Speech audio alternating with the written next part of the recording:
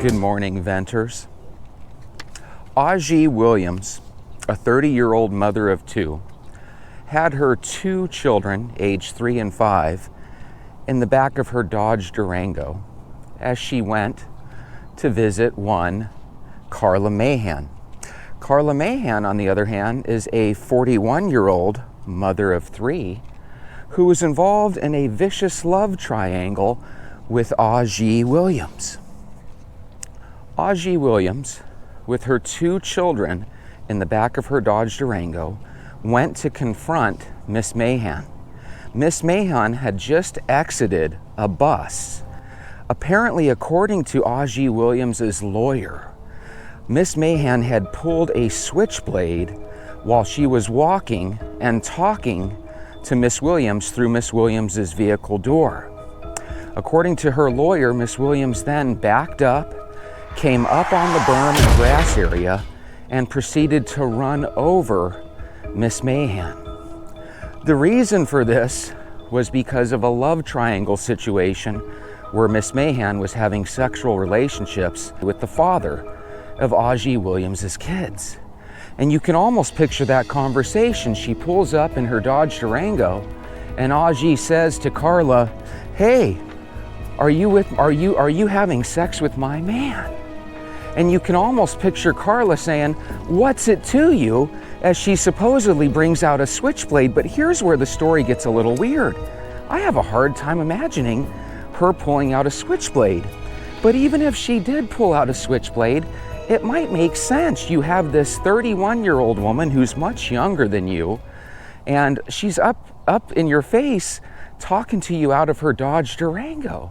You don't know if this woman wants to throw hands with you or what, but we know that most women in their 40s act a little bit different than most women in their early 30s, right? You're in your early 30s, maybe you're still willing to fight. When you're in your 40s, you get to a point where you're trying to avoid those type of fights, especially with younger people. So we have a situation where, according to prosecutors, Aujee Williams planned this out, hunted her down with the vehicle, and proceeded to run her over. By the way, the hair of Miss Mahan was located underneath the vehicle of Miss Williams, along with some flesh and some blood. Pretty gruesome way to take somebody out. So now we have a mother of 3 who is no longer on the planet, and we have a mother of 2 that is probably going to be going away to prison for quite a long time, because the prosecutors say that it was a deliberate murder in first degree, which means it was pre-thought out, right, and pre-planned. And the sad thing is now you have 5 kids overall that are basically going to be without a mom. And nobody is even mentioning the guy involved. Now here's the interesting thing about men.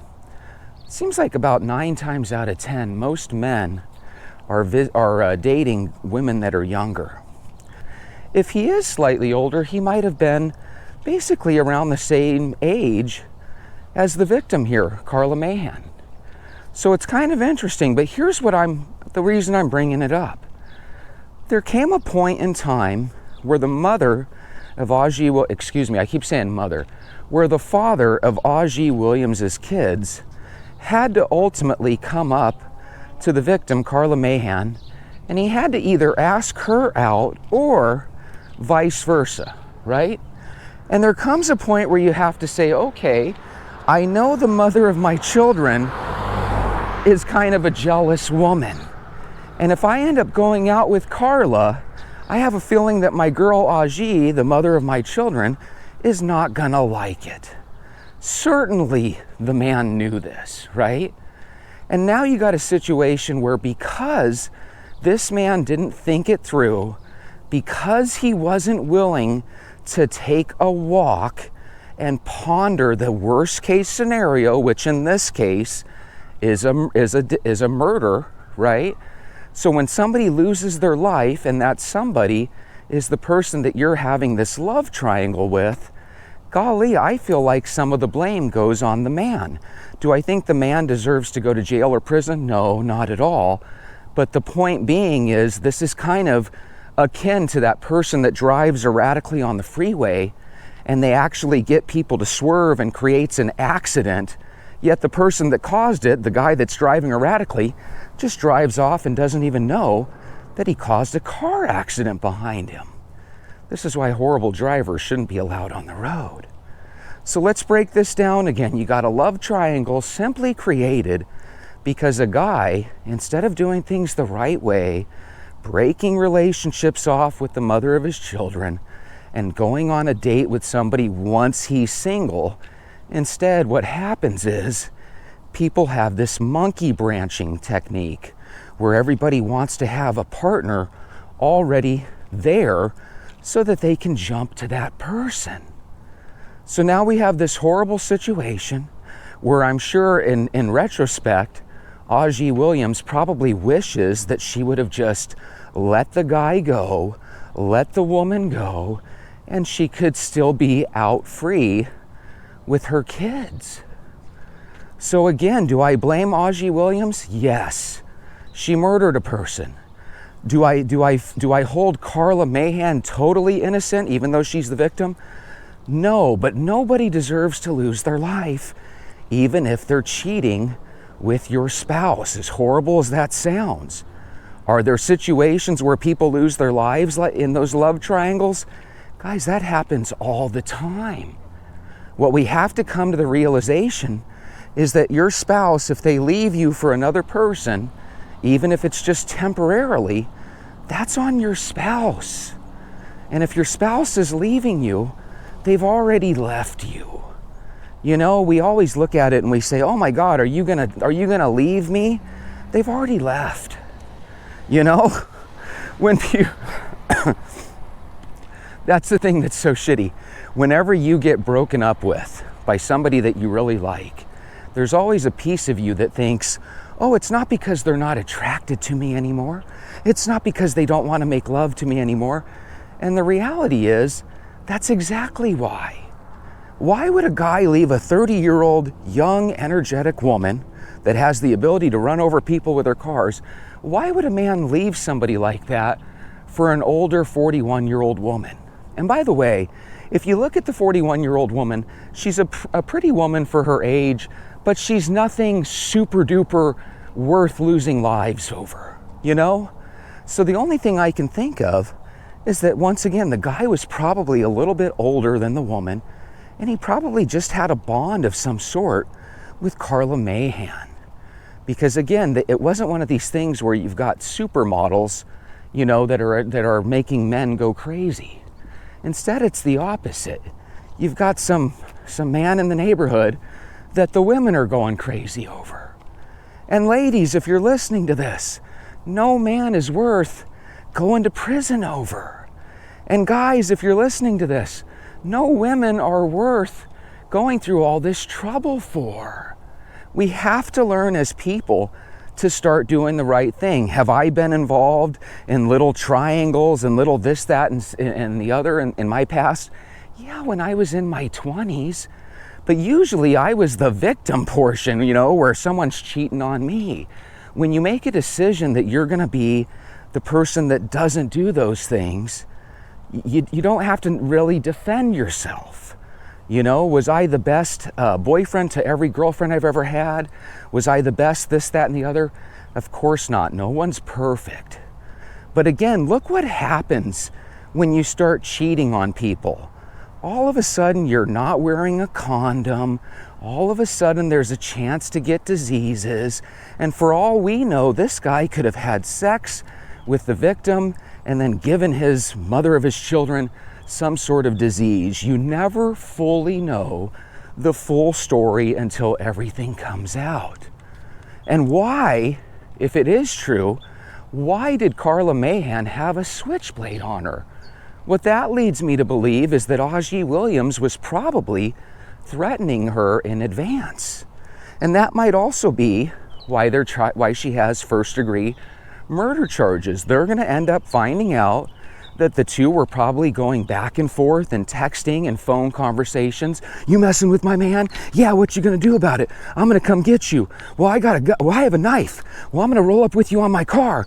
What are you gonna do with your car? Wait and see. I mean, I could totally picture people acting like kids, because that's what happens when love and emotions and sex are involved. You know, it's so interesting. I think if I was in my 20s, I would see this totally different. And I would say, hey, you start messing with the mother or the father of someone's kids, you're going to F around and find out, right? But the reality is, as you get older, you're supposed to not be so emotional. You're supposed to be a little bit more level-headed. But so many people are not. Well, what's this tell us, Jesse? Well, Bob, what this tells us is that I think a lot more people need to take a walk. I think a lot more people need to pull a mala and put their shoes on and walk every day.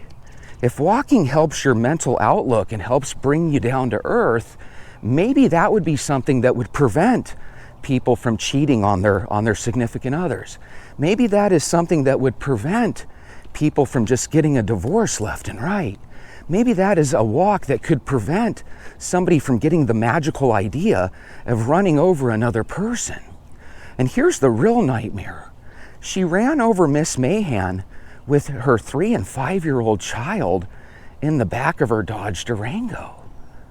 That sounds a little Durango, if you know what I mean. So these are very, very sad moments. You've got 5 kids that aren't going to really be able to be a part of their mother's lives. And even if Aji Williams gets out, which you guys know how I feel about that, if you're willing to take someone's life, I don't know if I'm too keen on the idea of you ever getting out. But if she gets out, it's not going to be for probably 25 years or so. And by the time she gets out, you know, there's not much relationship with a family left. So just kind of sad news all the way around. But again, if you're walking, hopefully, if you have these stressful situations arise, good morning, hopefully you guys can make good decisions. You know, there's already been a handful of decisions that I've made quietly over the past 6-7 months, and most of those decisions were made while I was on a walk, not necessarily the walks where I'm talking to you, but I go on other walks, and every time I walk, I usually try to think about things that I'm going through in life and if I can solve those problems. And I just can't help but think that this is one of those situations where if Aji Williams was a venter and had been walking with us, I think she would have come up with a much better plan than running over somebody with her vehicle. So if you guys want to weigh in on this, I have a feeling it's not going to make the national news. I saw this on my news feed, but it happened in Camden, New Jersey. So finally, a story that's not about Chicago or Baltimore, it's about New Jersey. That just goes to show you that there is no state where this stuff doesn't happen. There is no city where this stuff doesn't happen. And a person that's totally able to go through her whole life without messing with anybody, if you start messing with somebody's love interest, you never know what they're willing to do. So the story is not just, hey, take a walk so you don't do something stupid. Keep in mind, you never know what people are capable of. So make sure you don't do these things. Make sure that you think things through. Every one of these people, you ever notice when they're in front of the judge and the judge is giving them their sentencing, they almost all to a T end up apologizing to the family. They almost all end up saying, if I had that day to live over again, I would have just found another boyfriend and I would have went about my way. So if everybody in a moment of clarity can say the obvious that, hey, if I had it over again, I wouldn't have done this stuff, why can't we learn from the mistake before it happens? Why can't we learn from A.G. Williams' mistake going forward so it doesn't happen to us? And if you are a venter, I expect you to be smarter than that. You need to be proactive. What am I going to do one day if my significant spouse leaves me? It's not that you want him or her to leave you, but have a little bit of a plan. What am I going to do if Dale tells me that I'm fired on Monday? I don't know, but have a little bit of a plan. Everybody either has a plan and they follow it, or they don't have a plan and they're in chaos. Do you have to pre-plan everything in your life? No, but I think you should have some worst-case scenario plans. For example, families used to, I don't know if they still do this, but they used to say, hey, if there's a fire in the house, where are we going to meet outside so we know everyone's safe? You remember those conversations people used to have? If there's a fire, we are all going to meet in the front yard right on the street to make sure everyone's safe. That way, if you have a family of 5 and there's only 4 people out there on the street, you know that Becky's still in the burning house. So you can run back in there and save Becky, right? And you know exactly where Becky is in that house. You have to have a plan, even if it seems goofy. Have that plan ready. And by the way, in the past, when I had significant others and girlfriends and stuff, did I have these plans? No, of course not. That's why I'm saying we need to take walks. If you take walks, you can think about goofy things like worst case scenarios. Now, for 99.9% of us, it's not going to involve murder or running over somebody. It's going to involve things like, jobs and breakups and what have you. But, it's usually not going to involve manslaughter or murder. So it would be really interesting to know what was going on in that relationship, that love triangle. What was the back and forth? Did the victim know the person that took her out? Were they communicating with each other? What's going on in their head? Now let's bring that over to the venters. Yesterday, Sean, one of our more popular venters, he went on a 23.5-mile, 6-hour, 56-minute walk. Can you guys imagine that? He went on a 7-hour walk. Do you think he was walking because every step just felt pleasurable to him? No. What I think is he found that when he walks, certain things happen. Not only does he lose weight, I have a feeling when Sean walks, he feels like $1 million because he's able to clear his mind. Why does somebody like Sean go from not walking every day to all of a sudden walking every single day? Well, when he went to his doctors, his lab reports looked great. What that tells me is that Sean, especially if he keeps going, has probably increased his lifespan by a handful of years, which is pretty darn impressive, right? But on top of that, Sean is a career man just like a lot of us are, right? And for all I know, Sean might get really inspired and really good ideas while he walks. What would make you walk for 7 hours? I know you're thinking, nothing in the world. Jesse could get me to walk for 7 hours. But what makes Sean walk for 7 hours? The only thing I can think of is that either he's in a love triangle or he actually is noticing how magical walking is. And I think it's that because he's one of these guys that almost every day he leaves a comment urging other people to join us. Now, I don't think I've ever in my life taken a 7-hour walk, but I have taken 2 and 3-hour walks before. Sometimes it would be really easy for me to get in my vehicle in the air conditioning and go to different places. But you know what? I look at it as in getting used to the heat when you're walking out in high temperatures. So again, it's not uncommon for me, especially on a weekend, to take a 2 or 3 hour walk. Have I done it recently? No, but the only reason I haven't is because I've been walking so consistently twice a day, sometimes 3 times a day. And I'm just a real big fan of these half-hour walks.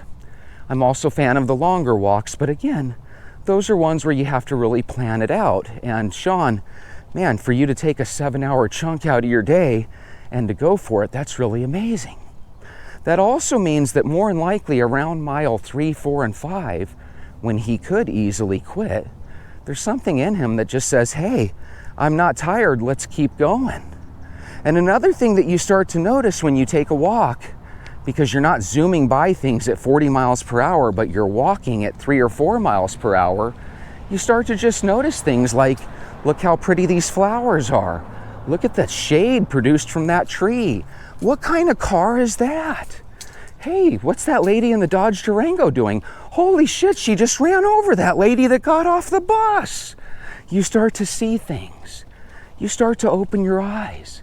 You start to realize that you didn't just buy a house in the neighborhood, you bought into the neighborhood.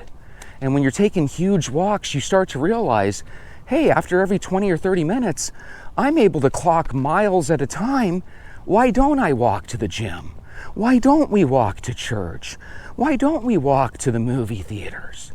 Quit telling yourself what you can't do and start telling yourself what you can do. And if you start making these decisions like Sean did, and like I did, and like Mala did, pretty soon your weight issues will be a thing of the past.